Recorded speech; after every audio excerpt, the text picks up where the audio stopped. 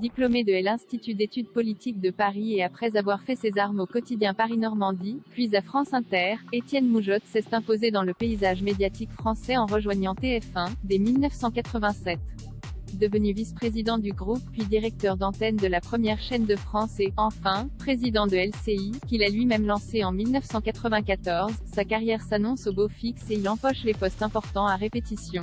Pourtant, en 1987, il affronte une grave maladie à laquelle il aurait pu succomber au jeune âge de 47. En effet, le dirigeant a été victime d'un cancer de la gorge. Bien heureusement, Étienne Moujotte a vaincu ce cancer, non sans séquelles. La maladie a eu un impact sur sa voix, laissé un brin rauque.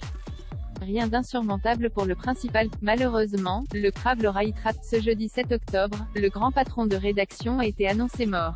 Si les causes de son décès n'ont pas été précisées dans un premier temps, Pierre Lescure a confirmé, sur le plateau de C'est à vous, que son cancer de la gorge aurait finalement eu raison de lui. Il a rendu son dernier souffle à l'âge de 81 ans, comme l'a annoncé son entourage à Europe 1. Le Charentais avait pris sa retraite médiatique en 2018, à 78 ans.